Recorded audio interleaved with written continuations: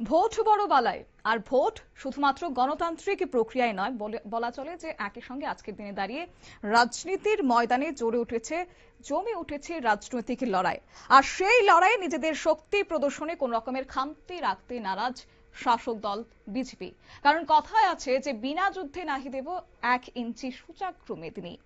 নয় হালাহালি আশারাম বাড়িতে বিজেপির মনোনীত প্রার্থী অনন্ত দেববর্মার সমর্থনে আয়োজিত জনসভা যেন সেই চিত্রকে আরো একবার স্পষ্ট করেছে। এদিন প্রচারে বের হয়েছেন রাজ্যের মুখ্যমন্ত্রী প্রফেসর ডক্টর মানিক সাহা, বিধায়ক মনোজ কান্তি দেব সহ দলের একাধিক শীর্ষ নেতৃত্ব উপস্থিত ছিলেন এবং ভোট প্রচারে তারা বেরিয়েছেন।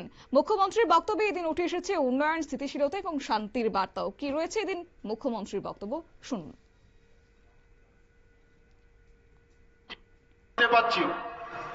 আমি যেখানেই যাই সেখানে বাজার বন্ধ করে দেওয়া হয়। আর এই বাজার বন্ধ করতে 4-5 জন লোক লাগে। আমার বাড়ি কামানচমনি, কালকে আপনারা যান, আমার 1 মিনিট লাগবে। বলে আমি যদি বলি আজকে কামানচমনি বন্ধ, তো এই বন্ধ দিয়ে একটা জিনিস ভালো হচ্ছে, যারা এই গরিব মানুষ, যারা দিন আনে দিন খায়, তাদের ভোট কিন্তু ভারতীয় জনতা পার্টিতে আসবে, এর মধ্যে দুমত নাই। পেটে লাথি মেরে, তাদের পেটে লাথি মেরে এখানে ধর্মঘট বন্ধ মানুষ মানবে না।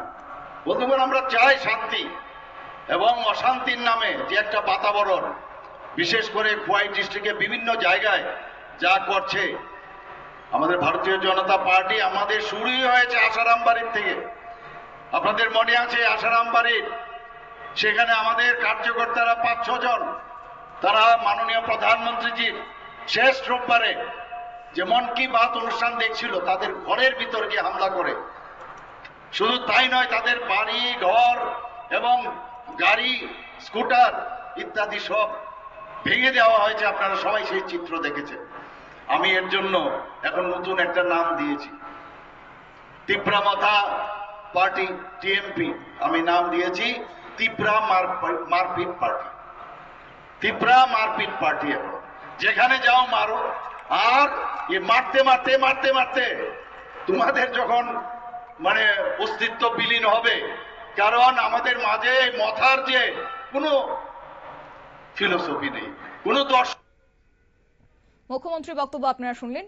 সামনে রয়েছে এডিসি নির্বাচন এবং সেই নির্বাচনকে কেন্দ্র করে এখন প্রচারে রয়েছে রাজ্যের মুখ্যমন্ত্রী। এদিন তার কথায় উঠে এসেছে যে রাজনৈতিক মহলের মতে এবং ওনার বক্তব্যের মধ্য দিয়েও কিন্তু শোনা গেছে যে এডিসি এলাকায় উন্নয়নের জোয়ার বইতে হবে। তাই সেই নিরিখে বিজেপি হচ্ছে একমাত্র আস্থা, এবং এই ভোট শুধুমাত্র প্রার্থী নির্বাচনের জন্য নয়, বরং এডিসি এলাকার উন্নয়ন এবং এডিসি এলাকার ভবিষ্যৎ নির্ধারণেরও একটা বার্তা তিনি দিয়েছেন। যাই হোক, ভোট যত এগিয়ে আসছে ততই বাড়ছে এখন রাজনৈতিক উত্তাপ, এবং এই উত্তাপে মুখ্যমন্ত্রীর সক্রিয় উপস্থিতি যে নির্বাচনী লড়াইকে আরো তীব্র করে তুলছে তা কিন্তু বলাই বাহুল্য। তবে এখন লক্ষণীয় বিষয় হচ্ছে এই ভোট বড় বালাই এবং শেষ ফলাফলে কার দিকে জনতা রায় দেয়। নিয়ে নিচ্ছি ছোট্ট একটি বিজ্ঞাপন বিরতি, সঙ্গে থাকুন।